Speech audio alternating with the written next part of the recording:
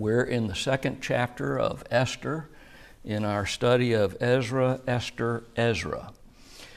And we began chapter 2 with messengers being sent throughout the kingdom of Ahasuerus,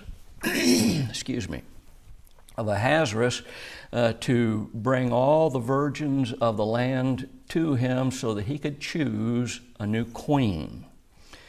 And in this chapter, we're introduced to a hero and a heroine. Mordecai is the hero. He is the uncle, not the father, but the uncle of Hadassah. Hadassah is better known to us today as Esther, of whom the book is named after. Mordecai raised Hadassah as if she were his own child. Her parents had died. She was an orphan. And we are introduced to the fact that Mordecai and Hadassah are Jews. We also notice that Mordecai had been carried to Jerusalem. A point was made to introduce this to us during the reign of Jehoiakim. And that would have been the second carrying away of the Jews to Babylon. Also, we see that Hadassah was described as being beautiful on both the inside and the outside. And apparently she was an extremely beautiful woman who, in both areas, who gained the favor of the eunuch who was to have charge over them in this process. And also then when she came before Ahasuerus, he chose her as the queen. Looking at some of the language that is found there when he chose her as his queen, made her his queen, and looking at the tenses of some of the words, it appears to me, in my opinion, is that when she came to him, that stopped the process right there and then. From his interview and relations with these other women, he stopped it right then and there. Again, that's my opinion. So Hadassah is chosen to be the new queen, and the king throws a big party to celebrate this. And that brings us to where we are this week, starting with verse 19 and 20. And when the virgins were gathered together the second time, then Mordecai sat in the king's gate. Esther had not yet showed her kindred nor her people, as Mordecai had charged her. For Esther did the commandment of Mordecai, like as when she was brought up with him. Notice the phrase, it's rather puzzling that the virgins were gathered together the second time. It's been a great matter of speculation among the scholars because a queen has already been chosen. What's the point of them being gathered together again? And several possibilities exist. Were these young women from the far reaches of the empire? Were there some of them that had not arrived yet? And so because they had been appointed to come for the king, even though he's not going to choose one of them to be queen, that they would be gathered together and separated from all others. Was this a continuing development of Ahasuerus' harem? We don't know. But there's an interesting fact of those Eastern kings and emperors, etc. For instance, worldwide, notice that 1 out of every 200 men carry a unique Y chromosome of Genghis Khan. Now, if you don't know who Genghis Khan was, he conquered most of the world, even threatened Europe during his time as the Mongolian king. And what I'm showing by this is that they often had many wives, as many as they could afford. In Indonesia, if memory serves me right, Jenny, correct me if I'm wrong, but I believe a man is allowed to have 7 wives as long as he can afford to take care of them. And so this emphasizes how many wives these rulers and concubines that they would have. And note that Esther is not revealing to her, to anyone yet her Jewish lineage. Why? Mordecai had charged her not to reveal this. Notice the word charged. It comes from a word to command, to charge, to give orders. He had ordered. Later in the verse, we see that he commanded her not to reveal her lineage.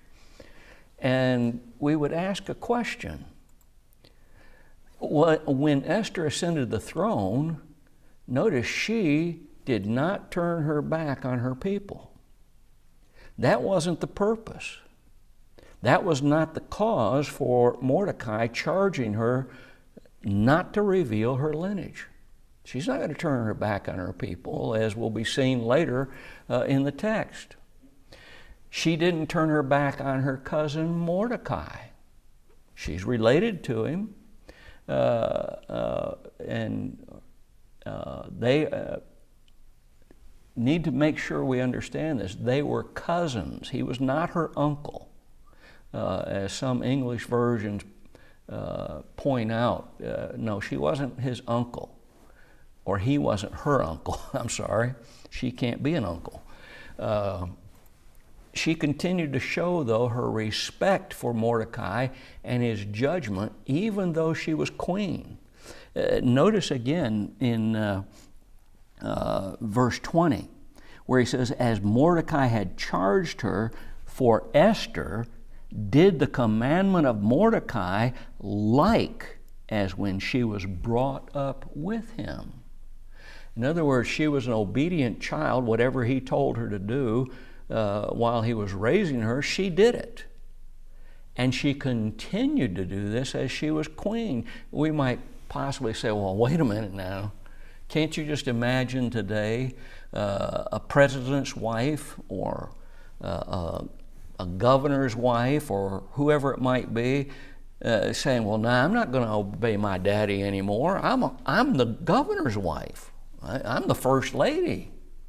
By the way, in religion, we hear a lot of people now using that term, first lady, to signify that she's the pastor's wife.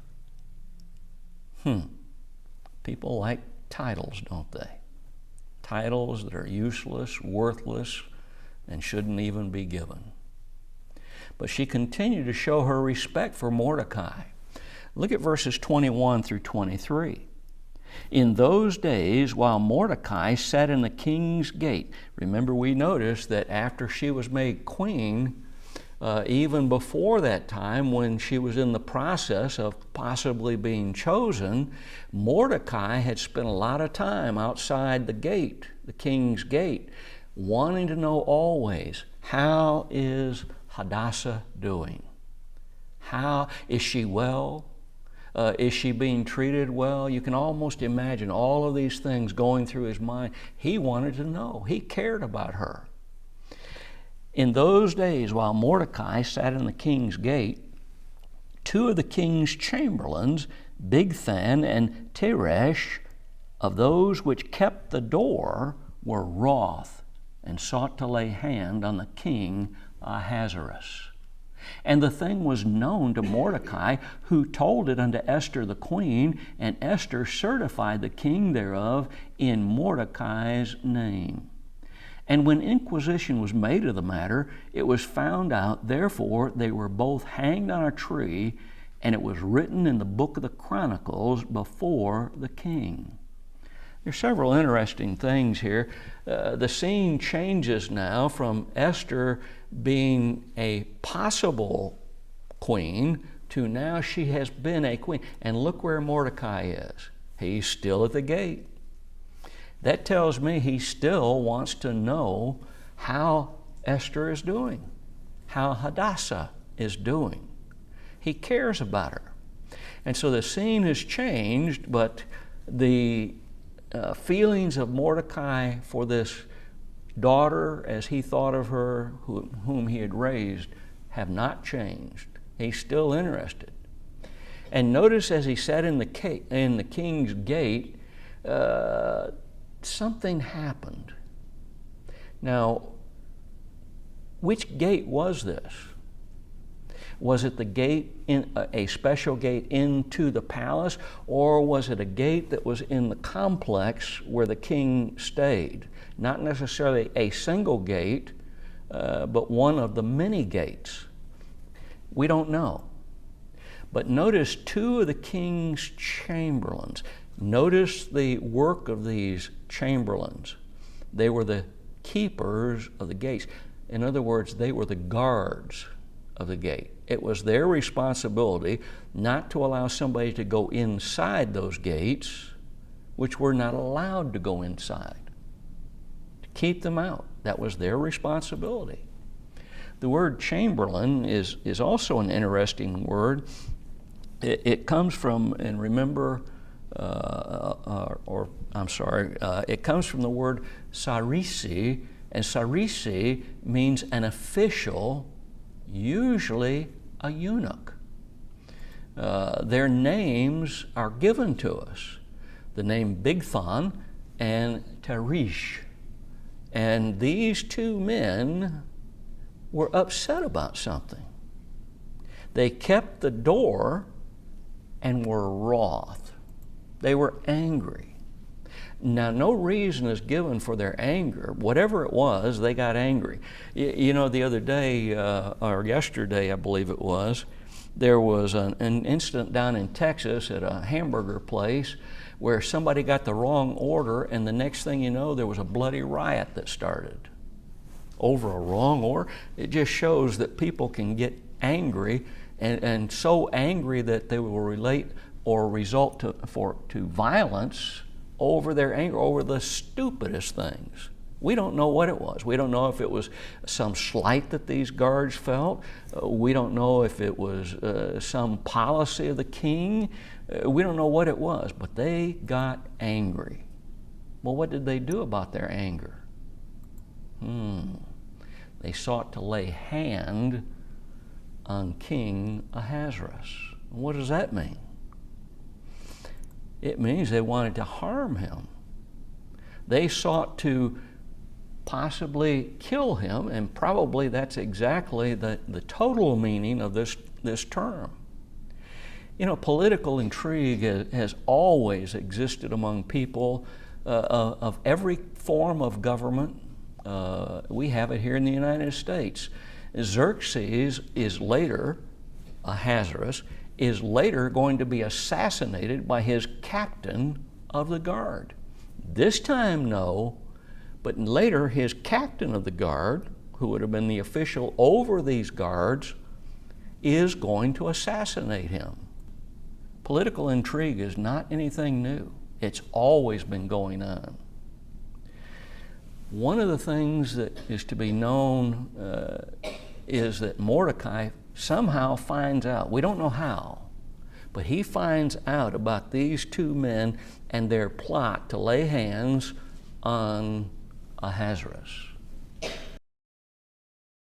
Well, what did he do with what he knew? What would you do? Would you try and warn somebody? Well, he's going to do what he can. He passes this information on to Esther, who now again is the queen. And she told the king. She told Ahasuerus. Obviously, he and Esther had some means of communicating. That is, Mordecai and Esther had some means of communicating. We know for a fact that at least in some times, some of her servants were sent to Mordecai, and then he would send them back with a message or whatever it is. Later, because of the revelation of this matter, notice that Esther and the Jews are going to be saved because of Mordecai's message, because of what he overheard or somehow learned about this plot. Now notice Esther, it says certified the king. thereof in Mordecai's name. What would Ahasuerus do? She told him, she guaranteed him, there's a plot. And Mordecai, the Jew, has found out about it.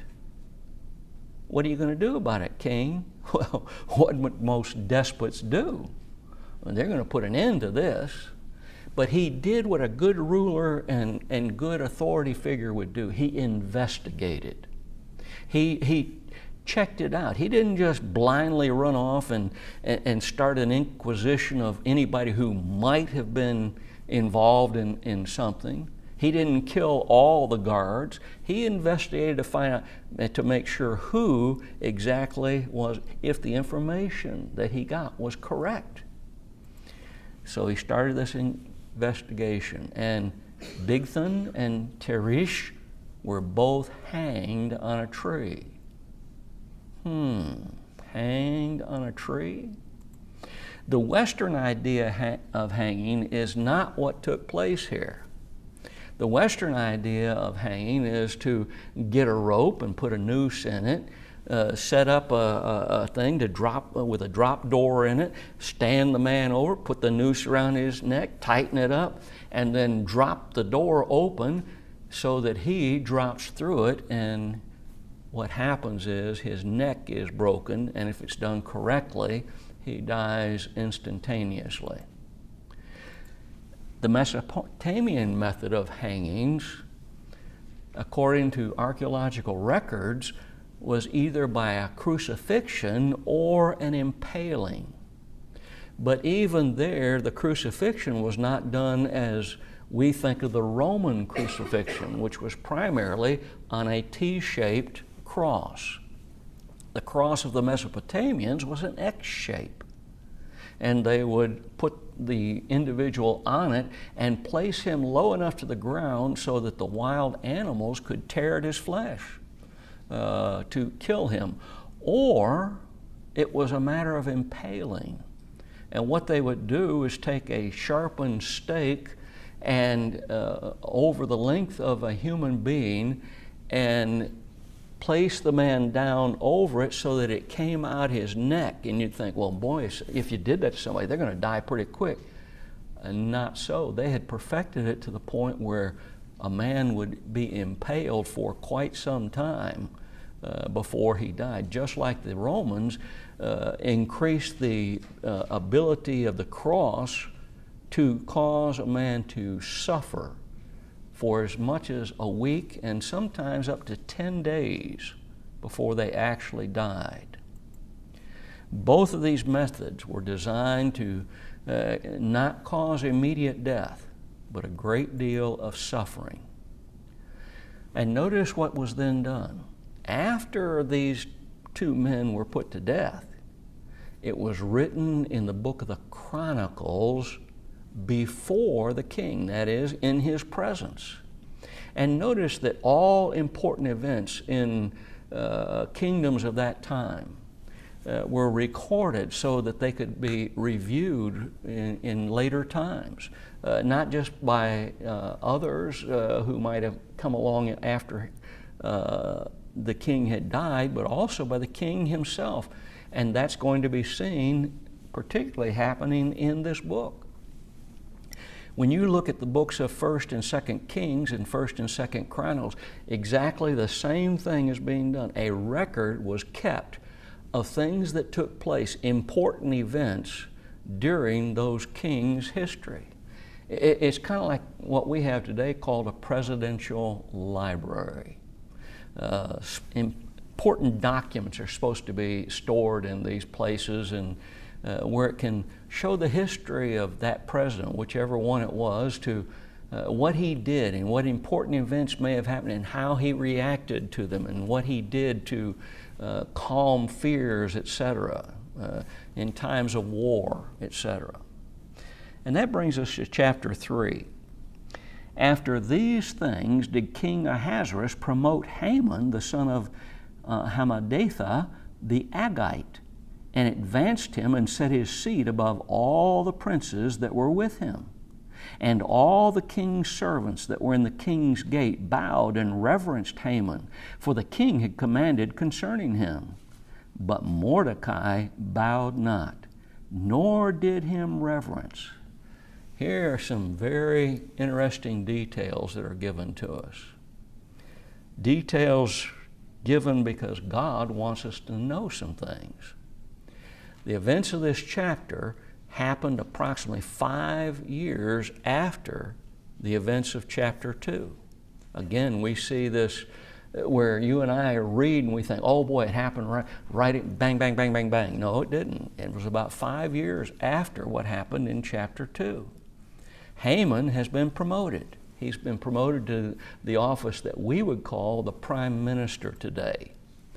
What do we know about Haman? Why has his name and his lineage and who he was related to specifically pointed out to us? It's important for our understanding of some of the things that take place in this book. Notice he's the son of Hammedatha, an Agite. Why is that important? Josephus, the Jewish historian of Christ's day, and others stated that he was an Amalekite, a descendant of King Agag. Notice he was pictured here as the son of Hammedatha, an Agite. What's in that name? A-G-A-G, Agag, King Agag is being referenced here, and Haman is a descendant of him. Now, why is that important? Watch what we see about this. We need a little history lesson here, a biblical history lesson of the Amalekites. In Exodus 17 and verse 8, we first come across the Amalekites. Remember, they were related to the Jews. Different group of body of people, but they were related to them. And what did they do? While Israel was in the wilderness, they attacked Israel at a place called Rephidim. And notice as you study that context where this took place, you see that they attacked the rearward of Israel, back where the children and wives would have been, the women, back behind. The soldiers in those times marched ahead of the group. Their wives and children were usually in the back where they could be protected from anyone who attacked them. But what did Amalek do? What did Agag do? He attacked them from the back, the unprotected part. Later in time, armies would learn to protect their rear, to always keep an eye open. They attacked the rear element of Israel. Look at Exodus 17 and verse 3. Years after this event, we're told that Joshua discomfited Amalek and his people with the edge of the sword. We remember that as long as Moses in that conflict held up his hands with the rod, raised, Israel won. But when his hands got heavy, when his arms got heavy, that rod got heavy. By the way, try sometime just taking your broom and hold it up as long as you can in front of you. Just see how long you hold up. I mean, it gets heavy. Little old broom. But when his hands with the rod began to be lowered, Israel began to lose, and when they dropped, they were losing, period. And what happened? Remember, Aaron and Hur sat Moses on a rock, and then they stood on each side of him and held up his hands so that the rod didn't lower, so that Israel would win. Note what God said about the cowardly action of the Amalekites in the way that they had attacked Israel. That's found for us in Exodus 17 and verse 14. The Lord said unto Moses, write this for a memorial in a book. Notice that? Write it down.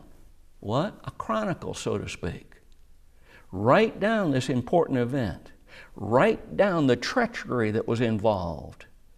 Write down what I am going to say about Amalek, the descendants of Agag. Write this for a memorial in a book and rehearse it in the ears of Joshua. In other words, don't just write it down, rehearse it, tell it. Israel is to know about this. If Joshua was to know, then the people were to know about what took place. And look what God said.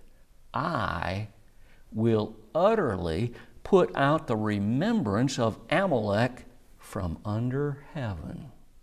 What does that mean?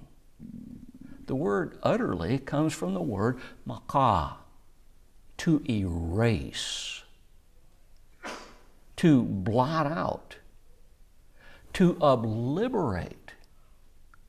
What does that mean?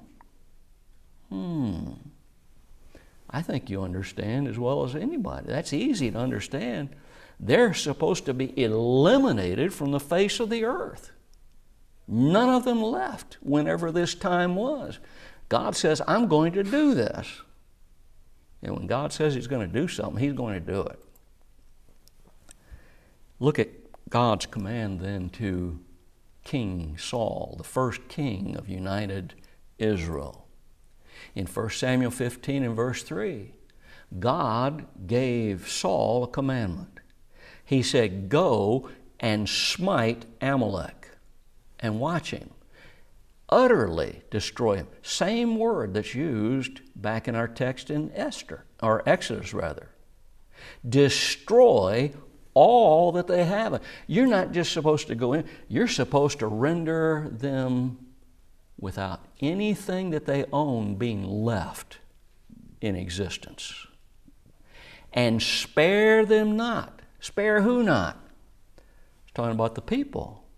But slay both man and woman, infant and suckling, ox and sheep, camel and ass. This is to be a total destruction of Amalek because of the cowardly way they attacked Israel in the wilderness wandering. Now, what does that tell us about our present text? What does this history lesson tell us about Haman, the son of Hammedatha, the Agagite? He shouldn't have even existed at the time of Esther. He shouldn't have even existed. No descendant of Agag, an Agagite, should have existed during this time if Saul had done what he was supposed to do. You remember what Saul did. Oh, he went to attack the Amalekites. He won a great victory. But you remember what he did? He brought back the best of the flocks. He brought back some of the people, emphasized by bringing the king back. Is that what God told him to do? Nope. You got it right. You got it right, Christy. Christy's back there going, she's right. He was supposed to utterly destroy them, wipe them off the face of the earth. And if he had done what God told him to do, and notice it included all their animals, don't bring them back.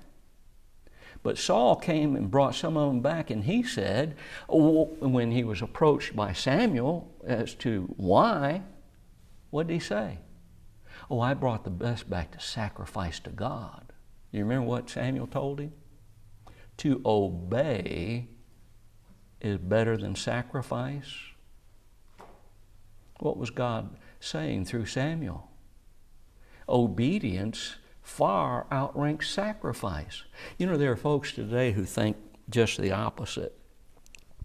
And Jenny used to work for a dentist that anybody that was religious that came into his office in a position of, quote, leadership, he treated them free. Isn't that right? Yeah, he treated them free. Why? Because they're religious.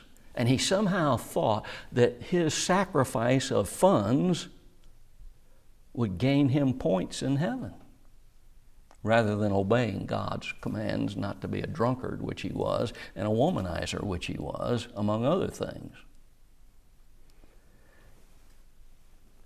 Haman shouldn't have even existed at this time.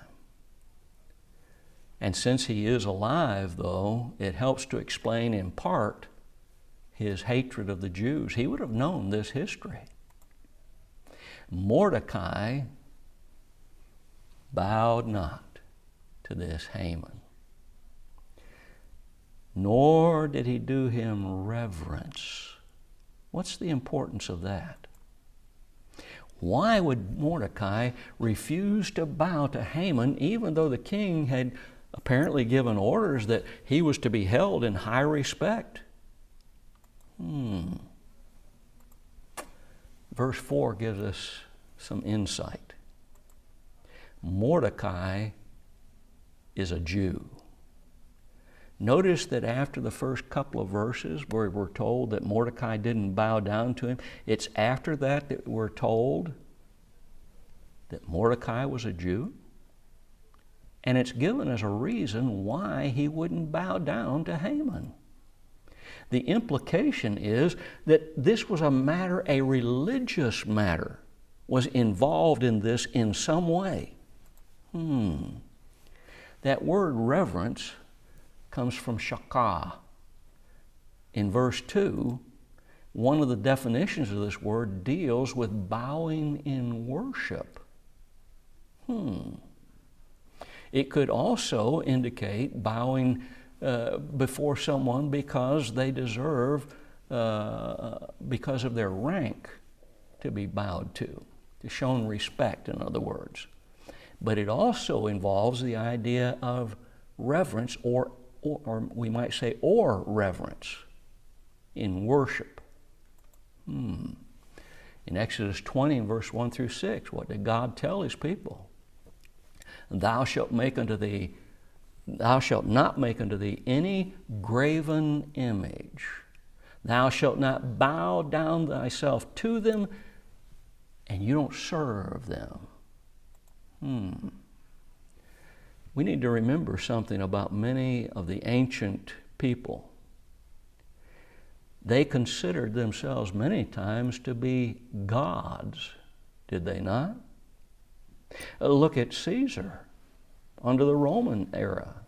Look at Herod in the time of Jesus, who received worship from the people, saying he's a god because he appeared in a silver garment that glowed and shone in the sunlight, and he accepted it. And remember what God did to him? He filled him full of worms so that he died. Josephus tells us that it took him almost a week to die from those worms that God infected him with. Many of these leaders thought they were gods. Do some of our leaders, you think, maybe think that they're so superior above everyone else in our country that they kind of have an idea that maybe they're kind of a god? It wasn't wrong for someone to bow down before the king, to recognize his authority, his position, that is, the office that he holds, whether deserved or not, because of what kind of a person he is. That's not wrong. In fact, the Bible demands that we show respect. I'm not talking about reverence in worship, but respect to our leaders, does it not? The Bible shows us in Romans chapter 13. It shows us in the book of Daniel how Daniel, a Jew, recognized the authority and respected the office of his king. The Bible shows us it, and it demands it of us. It's not wrong to do that. It's not wrong to show the President of the United States respect, or our governor, that they deserve because of their office. I may not have to respect the things they do, but I've got to respect them in that office. And I believe that's something that many of us fail to understand. And someday God's going to hold us accountable for it. Let's look at chapter 3, verse 3, beginning through verse 6. Then the king's servants, which were in the king's gate, said unto Mordecai, Why transgresseth thou the king's commandment? In other words, why aren't you bowing down to him? Now it came to pass, when they spake daily unto him, and he hearkened not unto them, that they told Haman to see whether Mordecai's matters would stand, for he had told them that he was a Jew. And when Haman saw that Mordecai bowed not, nor did him reverence, then was Haman full of wrath. And he thought scorn to lay hands on Mordecai alone, for they had showed him the people of Mordecai, wherefore Haman sought to destroy all the Jews that were throughout the whole kingdom of Ahasuerus, even the people of Mordecai. The king's servants spoke daily to Mordecai. What are they trying to do? What are they talking to him daily about? Obviously, from the context, they're talking about his refusal to bow and reverence Haman. Notice the separation of the words there. Bow, show respect. Reverence, worship. That's the point being made. What were they trying to accomplish? Why did they speak to him day after day about this? Why aren't you doing this? Don't you know the king commanded it? Were they any different today than those who try to get us, God's people, to ignore sin, to go along with the crowd, to avoid some kind of disruption or trouble? No, they weren't any different. They were trying to get him to go along with the crowd. While we're doing it, you need to do it too. Apparently, whatever Mordecai's objection to bowing and showing reverence to Haman was, it was legitimate. Because God did not censor Mordecai. We ought to obey God rather than men. What do we do if the king, or in our case, the president, makes a law, Congress makes a law, that commands us to do something that is contrary to God's will? What do we do? Why? We do the same thing that they did in Acts 5, verse 29, an apostolic example. And those are to guide us as God's people. Apostolic example, along with direct command. We ought to obey God rather than men. I don't do what the law says if it violates God's law. Instead, I do whatever God tells me to do, and I'm willing to accept whatever consequences the law of the land might impose upon me. Example.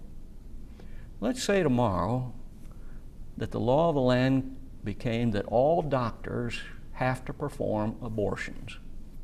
But I'm a Christian doctor. What do?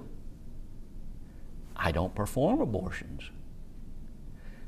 What will the government probably do then to me? They're either going to fine me a huge amount of money to try and force me into it, or they're going to say, give me your license to practice medicine.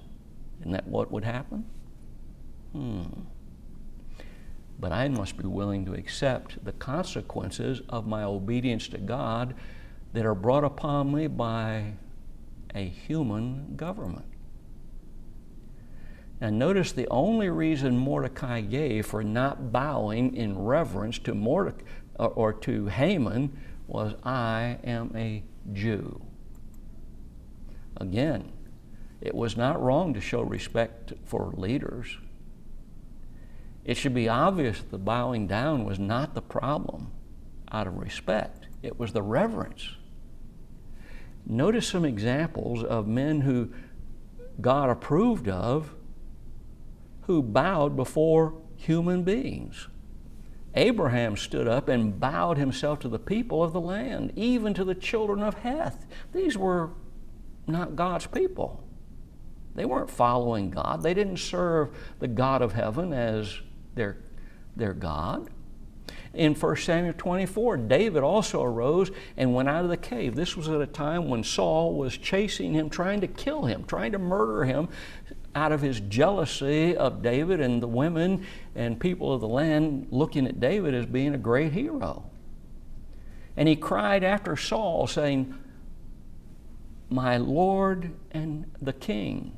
And when Saul looked behind him, David stooped with his face to the earth. What did he do? He bowed himself to Saul, recognizing his authority as his king. But above all else, regardless of the consequences, a servant of God will put God first.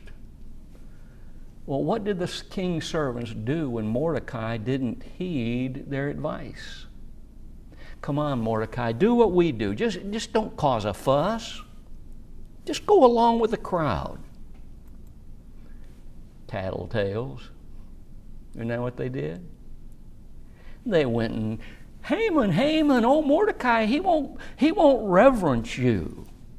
He won't bow down to you. He won't reverence you. The Midrash says that Haman attached an embroidered image to his garment upon his breast, representing a god, and therefore anyone who bowed down to Haman was bowing down to his god, showing reverence to his god. Now you ask, what was the Midrash? That's a good question. It's a body of Jewish rabbinic literature which interprets and explains and expands upon and finds deeper meaning in the Torah, another sacred body of sacred literature to the Jews.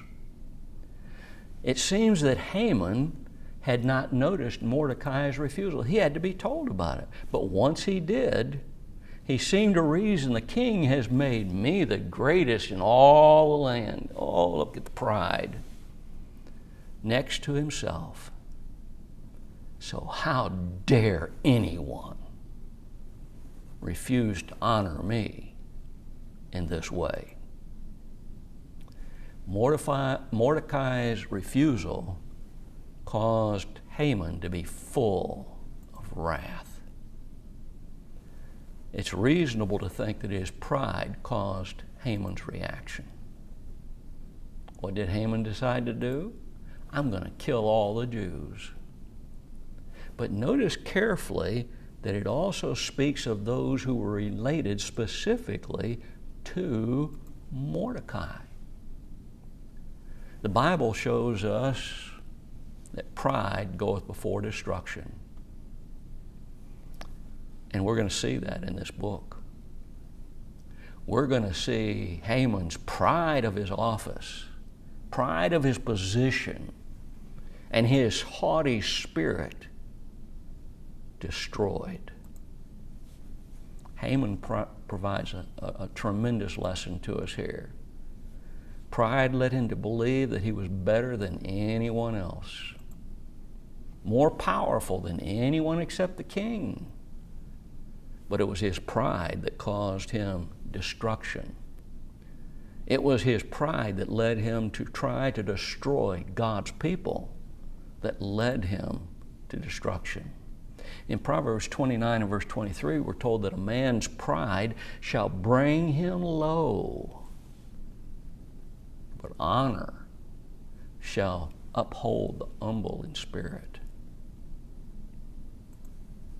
Proverbs 11:2, when pride cometh, then cometh shame.